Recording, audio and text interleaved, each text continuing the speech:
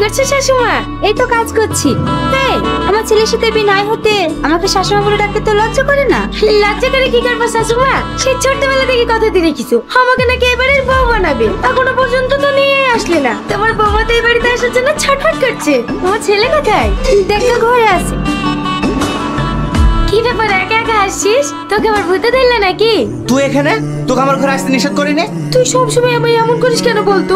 তুই ভালো করেই জানিস আমি তোকে এক মুহূর্ত না দেখলে থাকতে পারি না, আর আমি তোকে কতটা ভালোবাসি। আমি তোকে ভালোবাসি না কতবার বলবো? দেখ টনি, তুই আমার বেঁচে থাকার একমাত্র সম্বল। তুই এমন কিছু করিস না যাতে আমার বেঁচে থাকার ইচ্ছাটাই হারিয়ে যায়।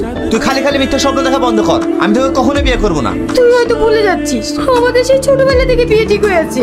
ও ছোটবেলায় কি কথা আছে সেটা আমি মানি না। তুই আমার বন্ধু ঠিক আছিস, কিন্তু আমি তোকে কোনোদিনও বিয়ে করতে পারবো না। তাছাড়া আমি একটা মেয়েকে পছন্দ করি, মনে মনে তাকে ভালোবেসে ফেলেছি। কি?